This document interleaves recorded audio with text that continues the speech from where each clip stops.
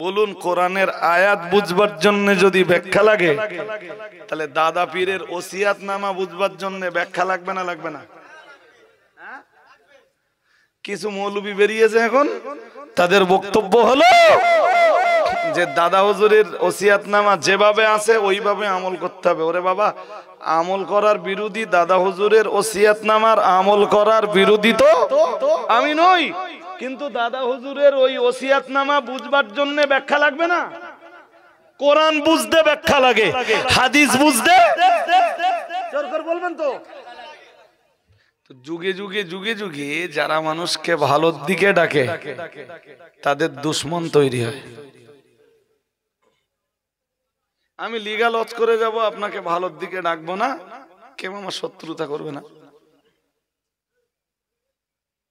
আর আমি যেই খারাপটাকে বন্ধ করে আপনাকে ভালোর দিকে আহ্বান জানাবো, তখন আপনার কাছেই আমি ডাকছি আপনাকে ভালোর দিকে, বাট এরপরেও আমি হয়ে যাব আপনার কাছে এক শত্রু।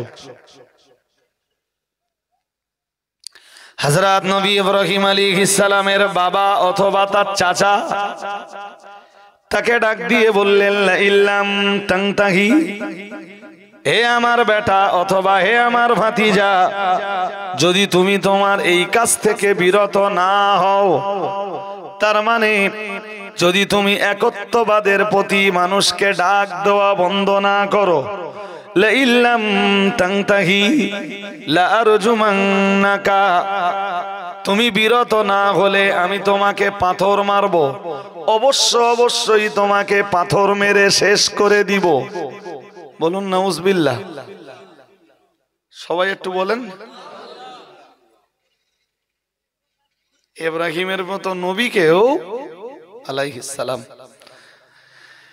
ইব্রাহিম আলাইহিস সালামের মতো নবীকেও পেতে হচ্ছে পাথর মারার, পাথর খাওয়ার হুমকি। জি, শুধু তাই না, ওই পর্যন্ত শেষ না। হাজেরিনে মজলিস মনে রাখুন, ইব্রাহিম নবী ওই পর্যন্ত শুধু পাথর মারার হুমকি খাননি গো। হযরত নবী ইব্রাহিম আলাইহিস সালামের আব্বা অথবা চাচা আবার ইব্রাহিমকে বলল, ও ইব্রাহিম, অহজুরুনি মালিয়া, অথবা চিরদিনের মতো তুমি আমার থেকে দূর হয়ে যাও, এমন জায়গায় চলে যাও যাতে তামাম জীবন তোমার বাবার সাথে যেন কখনো দেখা না হয়, অথবা তোমার চাচার সঙ্গে যেন কখনো দেখা না হয়। যাও। আগের কথাটা কি বলেন দিন? লা আরজুমান্নাক, আমি তোরে পাথর মেরে মেরে শেষ করে দেব, তুই যে কথা বলতেছিস এ কথা যদি বন্ধ না করিস। হুমকি। ভাই, এই হকের পক্ষে যারা থাকে বিভিন্ন দিক দিয়ে তারা হুমকি পায়, পাবেই। আজও আলেমদের কথা ছেড়ে দিলাম, আপনি যদি এই ঘোনার মনে হকের জায়গাতে দাঁড়ান আর অন্যায়ের বিরুদ্ধে প্রতিবাদ করেন, আমি বলছি আপনার জীবনেও হুমকি আসবে। বিশ্বাস করেন, মাস্ট আসবেই। হযরত নবী ইব্রাহিম আলাইহিস সালামের আব্বা ইব্রাহিম নবীকে ডাক দিয়ে বলল, অথবা তার চাচা তাকে ডাক দিয়ে বলল, হে ভাতিজা ইব্রাহিম, অহজুরনি মালিয়া, অথবা এমন দূর দেশে তুমি চলে যাও চিরদিনের মতো তোমার সঙ্গে যেন আর কখনো দিদার না হয়। হযরত নবী ইব্রাহিম আলাইহিস সালাম এক বিন্দু দেরি না করে সঙ্গে সঙ্গে বললেন, কাল সালামুন আলাইক। চাচা অথবা বাবাকে বললেন আপনার প্রতি শান্তি বর্ষিত হোক। আমি ইব্রাহিম চলে গেলাম। কি বললেন? আমি চলে গেলুম।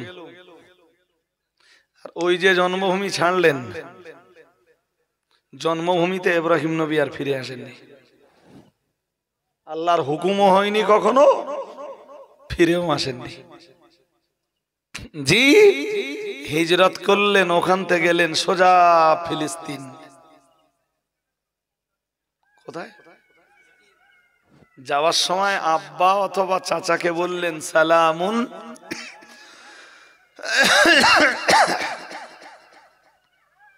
যে বাবা তাকে মার করে দিচ্ছেন সেই বাবার প্রতি ইব্রাহিম নবীর যেন কোনো ক্ষোভ নেই। এর নাম সন্তান।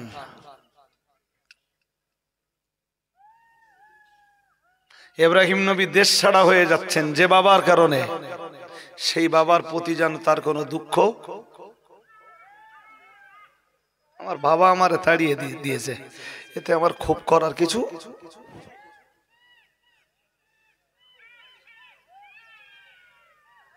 এ থেকে আপনাদেরও শিক্ষা নিতে হবে।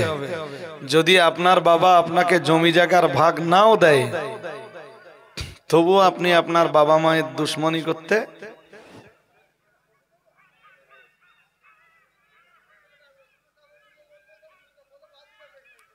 শুনছেন নাকি?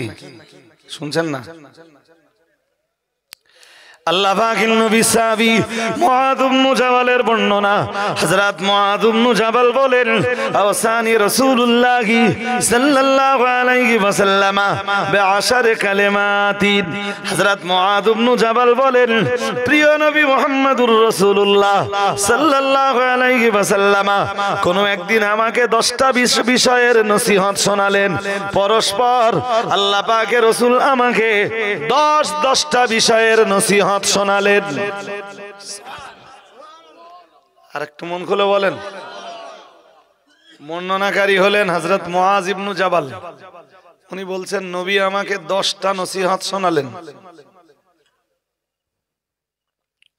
আল্লাহ পাকের নবী 1 নম্বরে নসিহত শোনালেন, কাল লা তুশরিক বিল্লাহি ইন কুতিলতা ওয়া হুরিকতা আও কামা ক্বালা আলাইহিস সালাম।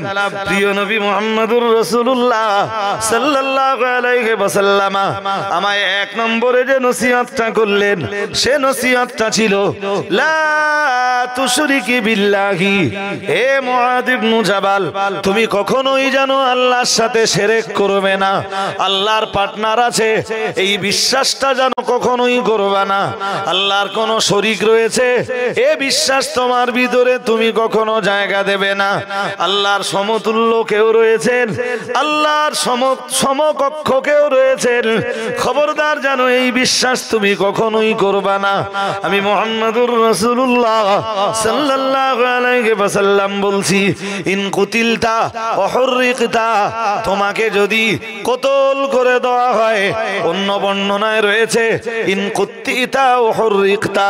আল্লাহ পাকের নবী বললেন, ও আমার সাহাবী মুআয ইবনে জাবাল, আমি মুহাম্মদুর রাসূলুল্লাহ সাল্লাল্লাহু আলাইহি ওয়াসাল্লাম বলছি, কেউ তলোয়ার দিয়ে কাটতে কাটতে কাটতে কাটতে তোমায় যদি টুকরা টুকরা করে দেয়, আমি মুহাম্মদুর রাসূলুল্লাহ সাল্লাল্লাহু আলাইহি ওয়াসাল্লাম বলছি, তবুও তোমার রবের সঙ্গে তুমি শিরক করবা না।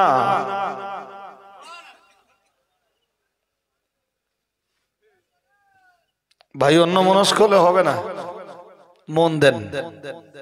সাহাবীর নাম মুআয ইবনে জাবাল। কি নাম? সবাই বলুন, মুআয ইবনে জাবাল। তিনি বলেন, নবীজি একদিন আমাকে নিয়ে 10টা নসিহত করলেন। কটা?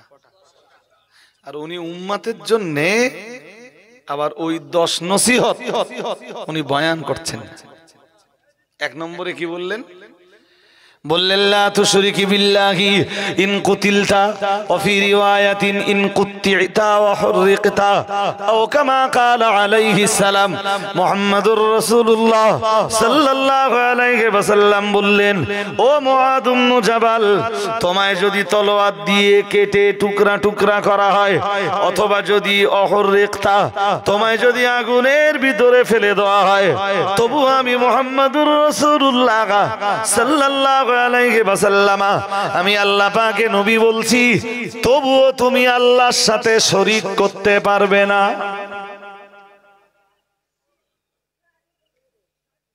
আচ্ছা একটা জিনিস জিজ্ঞেস করে একটু বলেন দিন। ফর এক্সাম্পল, আপনি রাত্রেবেলা কোথাও গেছেন, সেখান থেকে ফিরছেন,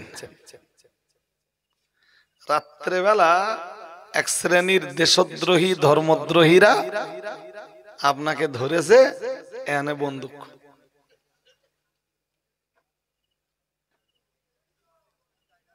ধরুন বন্দুক ধরে বললে বল আল্লাহ ছাড়া কোনো উপাস্য আছে কিনা। যদি নেই বলেন, গুলি টেনে দেবে।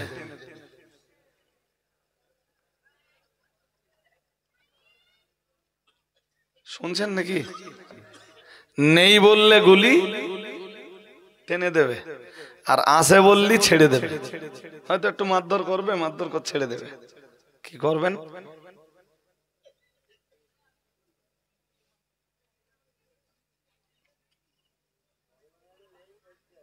কি বলবেন? নেই বললি মেরে দেবে বলেছি, বলো।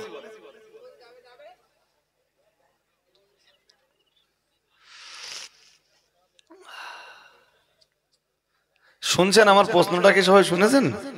কি করবেন?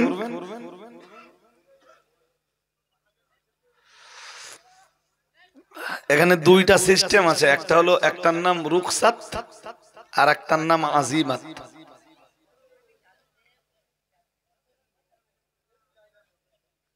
আবার বলছি, তো এসব ভাষা আপনাদের মনে রাখবার মতো না যে আপনারা মনে রাখবেন আমি বলছি, আর তো ট্রাই করুন।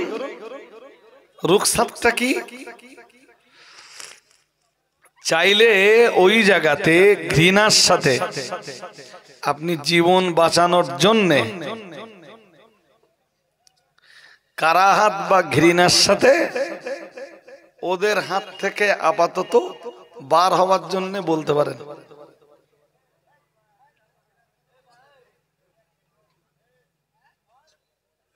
এই চ্যাংড়াগুলো ঘুরতেছে সারা রাস্তা ধরে, চিল্লাত চিল্লাত যাচ্ছে এরা।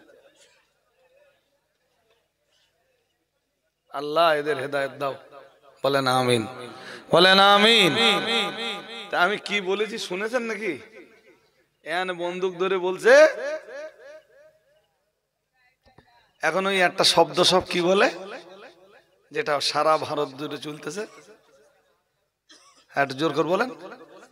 আমি বললি আবার যার যাবেন, তো ওই জন্য আমি বলতে চাচ্ছি না। ধরে বললে বল।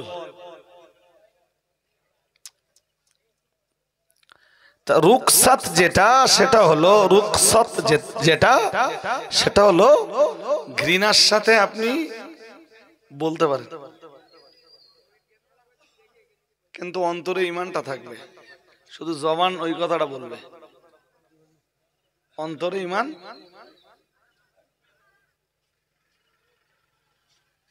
এটা রুখসাত। ওর আর একটা পর্যায় আছে, তার নাম আজিমাত। তার নাম, মৌলবী হতে গেলে এসব শিখতে হয়। রুখসাত কোনটা, আজিমাত কোনটা? এই যে কিছু মৌলবী আছে না, আমার সাথে কথা বলতে হবে। কিছু মৌলবী এখন বেরিয়েছে না, এরা শুধু দাদা হুজুর কেবল 4 নম্বর ওসিয়াত নামা দেখাচ্ছে। দাদা হুজুরের 4 নম্বর ওসিয়াত নামা আছে।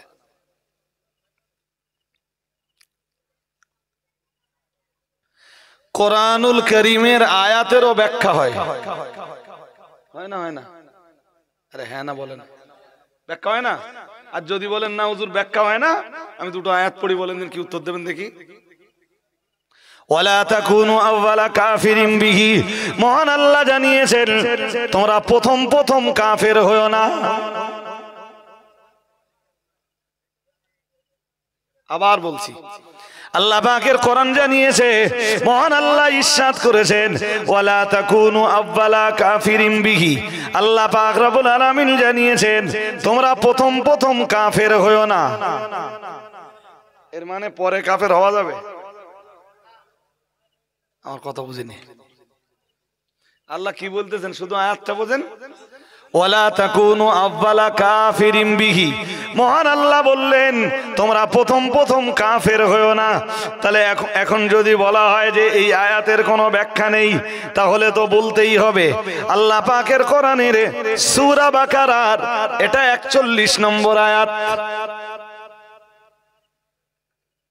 কত নম্বর কি বলতেছেন? আল্লাহ বলতেছেন তোমরা প্রথম কাফের হয়ো না।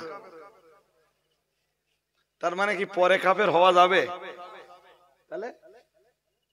তাহলে ওই নুসুসের ওই আয়াতের তাবিল দরকার, তাফসীর দরকার, ব্যাখ্যা দরকার, বিশ্লেষণ দরকার। তা না হলে ওই আয়াতের মানে দাঁড়াবে প্রথম কাফের হয়ো না, আর পরে কাফের হওয়া যাবে। যদি ওই আয়াতের তাবিল না থাকে, তাফসীর না থাকে, ব্যাখ্যা না থাকে, তাহলে ওর মর্ম ওইটাই দাঁড়াবে। আর একটা কথা বলি, আমি যত কথা বলতে বলতে ছেড়েছি সবগুলোতে কামব্যাক করব। আর একটা কথা বলি, আল্লাহ পাকের কোরআনের সূরা বনী ইসরাঈলে মহান আল্লাহ জানিয়েছেন ওমান কানা ফি হাযিহি আমা ফাহুয়া ফিল আখিরাতি আমা। আল্লাহ পাক রব্বুল আলামিন জানিয়েছেন, আল্লাহ পাক ঘোষণা দিয়েছেন, এ দুনিয়ার মানুষ মনে রাখো, আমি আল্লাহ পাক রব্বুল আলামিন বলছি ওমান কানা ফি হাযিহি আমা ফাহুয়া ফিল আখিরাতি আমা। আল্লাহ পাক রব্বুল আলামিন জানিয়েছেন এই দুনিয়ায় যারা অন্ধ, আল্লাহ পাক রব্বুল আলামিন বললেন পরকালেও তারা অন্ধ হবে। মন দিয়ে শুনতে হবে, এই দুনিয়ায় যারা অন্ধ পরকালেও তারা। এই দুনিয়ায় অন্ধ কিছু লোক আছে না নেই? চোখে দেখতে পায় না এরকম কিছু লোক আছে না নেই? তা আল্লাহ বলতেছেন দুনিয়ায় যারা অন্ধ পরকালেও তারা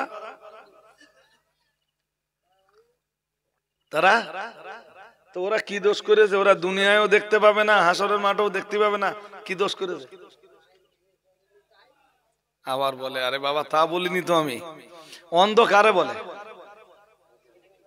চোখে দেখতে পায় না, সে কি অন্ধ? তো অন্ধ তো। আল্লাহ বলতেছেন দুনিয়ায় যারা অন্ধ আখিরাতেও তারা। তো এরা কি দোষ করলো? এর দুনিয়ায়ও চোখ নেই আর আখিরাতেও।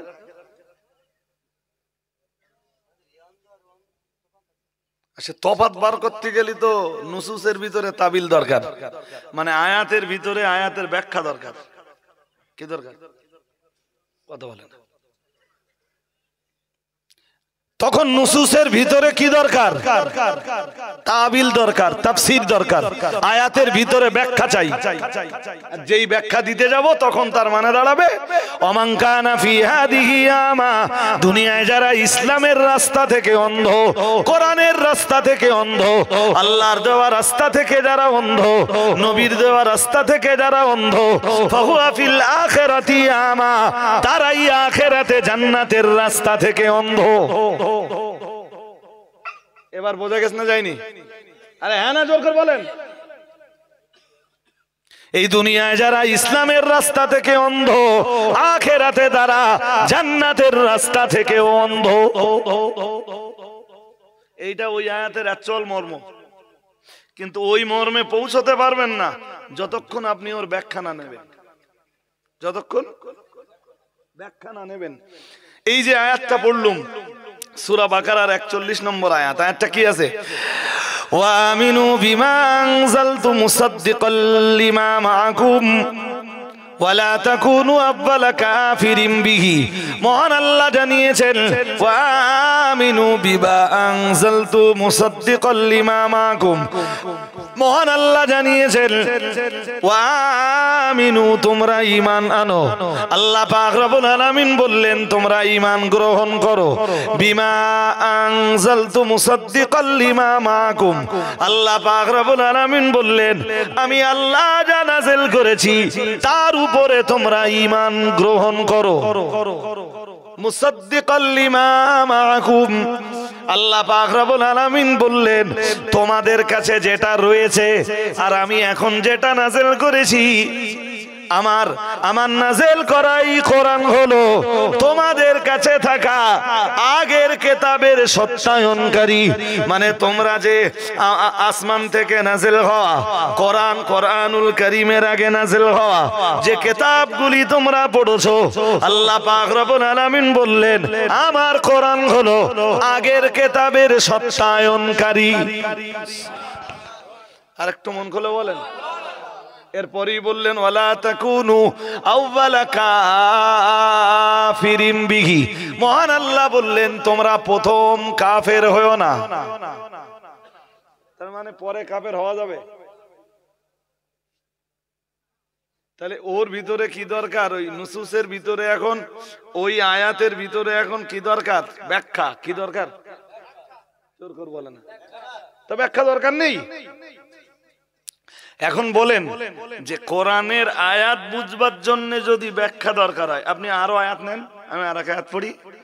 আল্লাহ পাকের কোরআন জানিয়েছে, মহান আল্লাহ জানিয়েছেন ইয়া আইয়ুহাল্লাযীনা আমানু, আল্লাহ পাক রব্বুল আলামিন জানিয়েছেন হে দুনিয়ার ঈমানওয়ালা মানুষের দল, আমি আল্লাহ পাক রব্বুল আলামিন বলছি তোমরা যারা ঈমান এনেছো, তোমরা যারা ঈমান গ্রহণ করেছো, পরকালকে যারা বিশ্বাস করেছো, আখিরাতকে যারা বিশ্বাস করেছো, জান্নাত আর জাহান্নামকে যারা বিশ্বাস করেছো, আল্লাহ পাক রব্বুল আলামিন বললেন ইয়া আইয়ুহাল্লাযীনা আমানু, হে দুনিয়ার ঈমানওয়ালা মানুষের দল, লা তাকুলুর রিবা আদআফাম মুদাআফাতান, আল্লাহ পাক রব্বুল আলামিন বললেন তোমরা ডবল ডবল সুদ খেও না।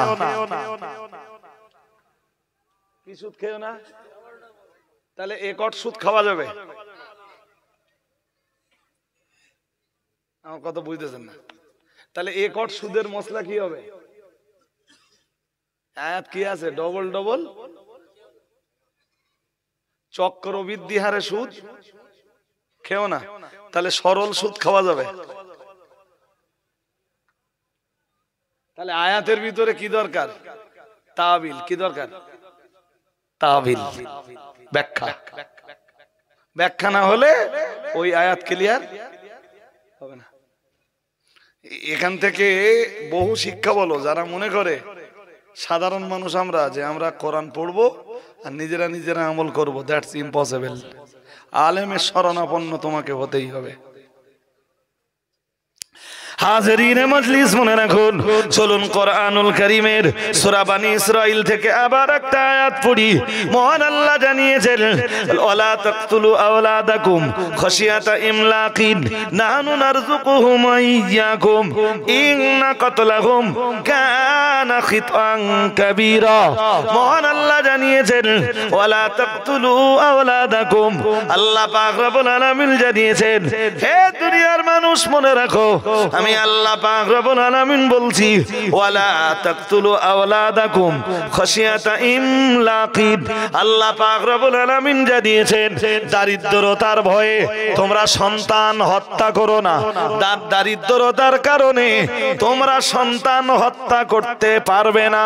এখন কেউ যদি বলে হুজুর আমার অভাব নাই, অনটন নাই, দারিদ্রতা নাই, আমি দারিদ্রতার কারণে সন্তান হত্যা করছি না, অন্য কারণে সন্তান হত্যা করতে পারবো কিনা?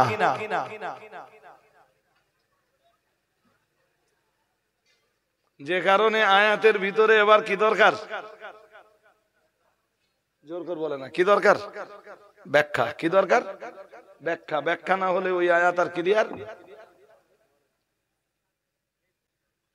বলুন, কোরআনের আয়াত বুঝবার জন্য যদি ব্যাখ্যা লাগে, তাহলে দাদা পীরের ওসিয়াতনামা বুঝবার জন্য ব্যাখ্যা লাগবে না? লাগবে না? কিছু মৌলবি বেরিয়েছে এখন, তাদের বক্তব্য হলো যে দাদা হুজুরের ওসিয়াতনামা যেভাবে আছে ওইভাবে আমল করতে হবে। ওরে বাবা, আমল করার বিরোধী দাদা হুজুরের ওসিয়াতনামার আমল করার বিরোধী তো আমি নই, কিন্তু দাদা হুজুরের ওই ওসিয়াতনামা বুঝবার জন্য ব্যাখ্যা লাগবে না? কোরআন বুঝতে ব্যাখ্যা লাগে, হাদিস বুঝতে বলবেন তো। রাসূলের সাহাবীদের উপরে কোরআন নাযিল হয়েছে, সেই রাসূলের সাহাবীরা তখন নবীর দরবারে, নবীর কাছে কোরআন নাযিল হচ্ছে, নবীর ভাষা আরবি, সাহাবীদের ভাষা আরবি, এরপরও সাহাবীদের বুঝতে অসুবিধা হচ্ছে। যদি বলেন হুজুর হচ্ছে, তা হচ্ছে কিনা এটা জানবার জন্য আপনার তাহলে কোরআন শুনতে হবে। আবার কি চ্যাম্পিয়ন করে আল্লাহ পাকের কোরআন জানিয়েছে, কুলু ওয়াশরাবু হাত্তা ইয়াতাবায়্যানা লাকুমুল খাইতুল আবিয়াদু মিনাল খাইতিল আসওয়াদ।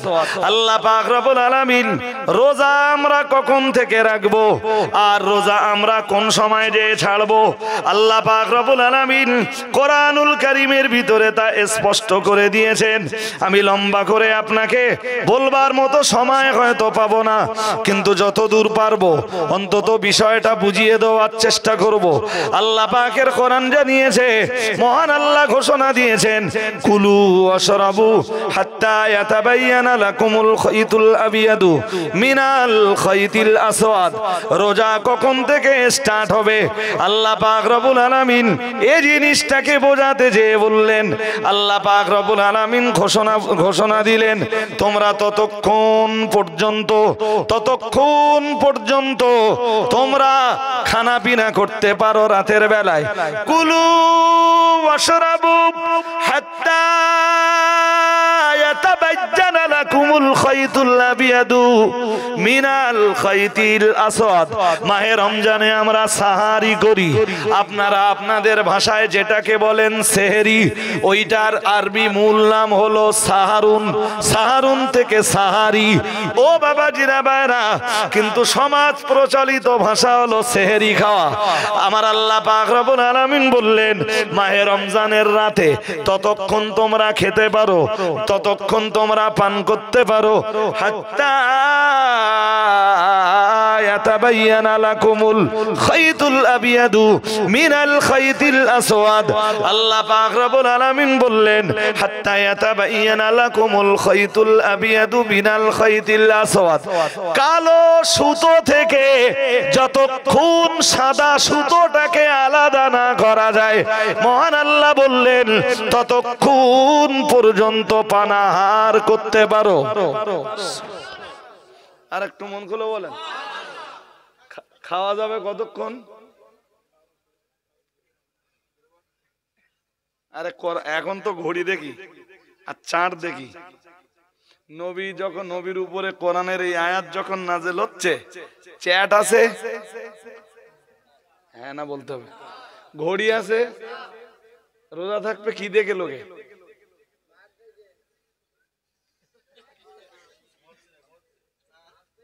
ঘুমোচ্ছ বোধহয়, লোকে সেহরি খাবে চাঁদ দেখে।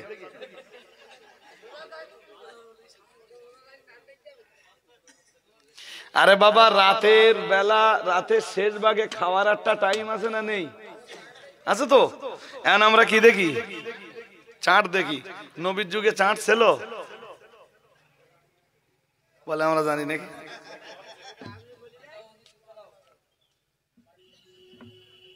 এখন চাঁদে কি লেখা থাকে? ঘড়ির টাইমটা। তখন ঘড়ির আবিষ্কার হয়েছে। হ্যাঁ, কোরআন কি বলেছে বলেন দিন? কোরআনের মূল বিধান কি?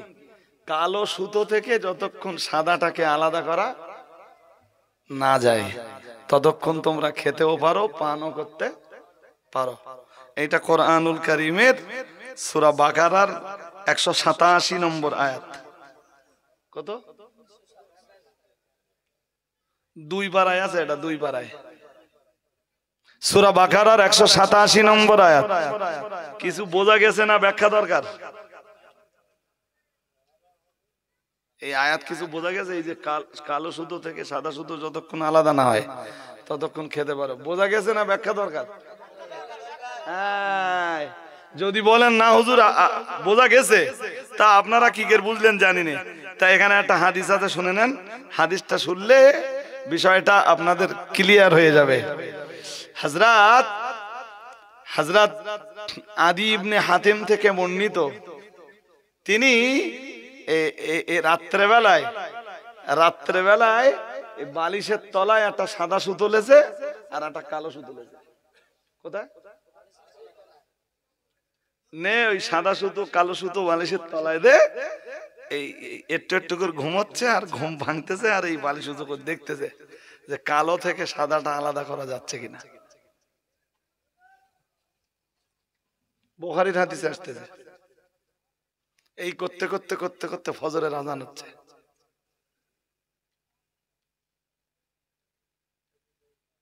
রাত শেষ, আলাদা করতে পারিনি। সাহাবীরটাই বুঝতে কি হচ্ছে, আমার কথা বুঝতেছেন না? সাহাবীরটাই বুঝতে, কোরআনের আয়াত বুঝতে কি হচ্ছে। আর এই ঘনার বনের লোকেরা যদি বলে যে আয়াত শুনলেই আমরা বুঝে যাব, পড়লেই আমরা বুঝে যাব, তাহলে সে না বুঝে আন্দাজে বলেছে, বুঝে গেছি। এই তো এবার শোনেন, হাদিসে এসেছে সকালবেলা ফালাম্মা আসবাহা ক্বালা ইয়া রাসূলুল্লাহ, সাহাবী নবীজির দরবারে গেলেন, যে বললেন ইয়া রাসূলুল্লাহ জাআলতু তাহাতা বিসাদি ইকালাইন, ইয়া রাসূলুল্লাহ ইয়া হাবিবাল্লাহ হুজুর, আমি আমার বালিশের তলায় দুইটা সুতো রেখে দিলাম। কি রেখে দিলাম? একটা সাদা আর একটা কালো। হুজুর আমি এই রাত্রিবেলা বারবার এটা ধরেন বালিশ তো হুজুর, বারবার এই বালিশ উঁচু করে দেখতেছিলাম, বাট আমি আলাদা করতে পারতেছিলাম না। হুজুর আমি তো বিষয়টা কিছু বুঝলাম না হুজুর, এই দেখতে দেখতে ফজরের রক্ত হয়ে গেছে, সকাল হয়ে গেছে, আমি তো কালো সুতো থেকে সাদাটাকে আলাদা করতে পারিনি। নবীজি কি বলতে শোনেন এবার। আল্লাহ পাকের নবী বললেন কালিন্না বিসাদাকা ইদাল্লা আরিদুন, নবীজি বললেন তোমার বালিশ তো বিরাট বড়। কি বললেন? এক তো সাহাবী কিছু বুঝতে পারেনি, সারা রাত হয়তো ঘুমও হয়নি, আর তাতে সকালবেলা নবীর কাছে জিজ্ঞেস করতে গেছে, তা নবী আরো তাকে বলতে তোমার বালিশ তো অনেক বড় বালিশ। নবীজি বললেন ওই কালো সুতোর মর্ম হলো রাতের আধার, আর সাদা সুতোর মর্ম হলো বললেন তুমি দিনের আলো রাতের আধার সব এক বালিশের তলায় চাপা দিয়েছো, তাহলে তোমার বালিশ বড় না? হ্যাঁ না বলবেন তো? হ্যাঁ, নবী কি ঠাট্টা করেছেন না বাস্তবটাই বলেছেন? বাস্তবটাই বলতেছেন না? বলতেছেন ইন্না বিসাদাকা লারি ইদাল্লা আরিদ, নবীজি বললেন তোমার বালিশ তো বিরাট বড়, রাতের অন্ধকার তোমার বালিশের তলায় সব ঢুকে গেছে। হ্যাঁ, এরপরে ভোরের আলো সব তোমার বালিশের ভিতরে, শবে সাদেকের সময় যে আলোটা ছড়ায় ওই আলো তোমার বালিশের তলায় ঢুকে গেছে। জি, তা তোমার বালিশ তো অনেক বড় বালিশ।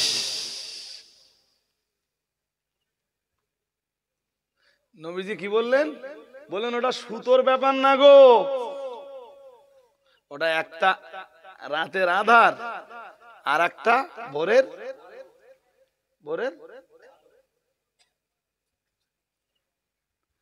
কি বলছি কিছু বুঝতেছেন নাকি? বুঝতেছেন না? তাহলে কোরআনের আয়াত পড়লেই বোঝা যাবে না ব্যাখ্যার দরকার আছে? হ্যাঁ, এটা আপনারা বুঝতে পারতেছেন। ঘনার বনের লোক, বকচরার লোক, নূরপুরের লোক, চাপালির লোক, সুলতানপুরের লোক বুঝতে পারতেছেন যে কোরআনের আয়াতে তাই ব্যাখ্যার দরকার থাকে। তাহলে এটা যদি বুঝতে পারেন, এবার বলেন দাদা হুজুর কেবলার যা ওসিয়াতনামা আছে, ওসিয়াতনামায় ব্যাখ্যার দরকার আছে না নেই? হ্যাঁ, আমল তো করতে হবে। আমিও বুঝতে পারতেছি দাদা হুজুরের ওসিয়াতনামার উপরে, তার ওসিয়াতনামা বুঝবার জন্য ব্যাখ্যার দরকার আছে না নেই? এটা মৌলবীকে বলে বোঝানো যাচ্ছে না, মৌলবী বুঝতে যাচ্ছে না।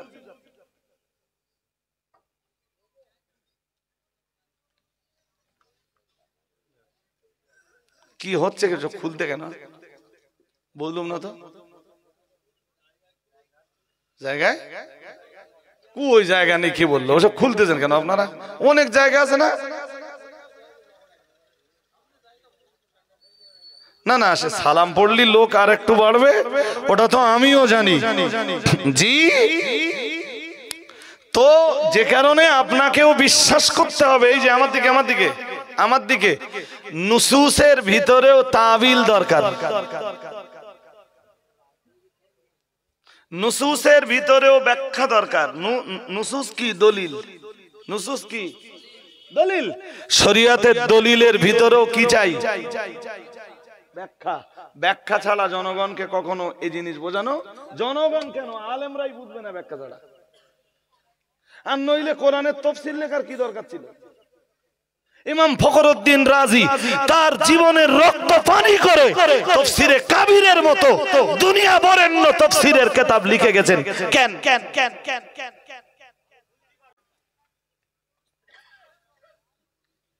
আল্লামা মাহমুদ আলুসির মতো দুনিয়া বরেণ্য মুফাসসির তিনি রক্ত পানি করে তাফসীর লিখতে গেলেন কেন? হযরত ইসমাঈল হক আফেন্দি রাহমাতুল্লাহ আলাইহি রক্ত পানি করে কোরআনের তাফসীর লিখতে গেলেন কেন?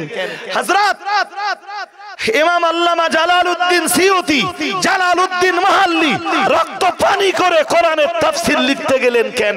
হযরত জারুল্লাহ জামাকশারি রাহমাতুল্লাহ আলাইহি তিনি কেন জি রক্ত পানি করে তাফসীর লিখতে গেলেন?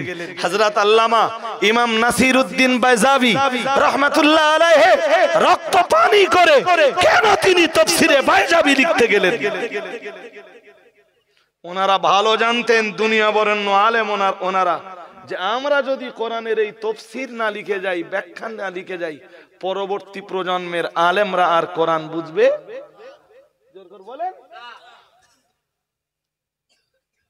কোরআন বুঝতে তাফসীর দরকার, হাদিস বুঝবার জন্য তাশরীহ দরকার, তাওদীহ দরকার। আমি জানি না ভাই, যেসব মৌলভী সাহেবদের এসব বলে বোঝানো যায় না জি, তারা কোন জাতের মৌলভী। আমার দেশের এক শ্রেণীর মানুষ আছে যাদেরকে আমরা চিনি লামাজাবি নামে, লামাজাবি বন্ধু তারা জি। তারা ভাবে যে কোরআনের ভিতরে তাবিল চলবে না, কোরআনের ভিতরে কোরআনের নুসুসের ভিতরে অথবা আহাদিসের নুসুসের ভিতরে কোনো তাফসীর তাবিল কিচ্ছু চলবে না, তারা এটা বিশ্বাস করে। তো তাবিল যদি তারা না নেয়, তা কোরআনের এই আয়াতগুলোর মর্ম তারা কি বুঝবে? তারাই জানে। তারা নিজেদের মতো করে ওই আয়াত বোঝাতে গেলে তো আরো বেশি সমস্যা পড়বে।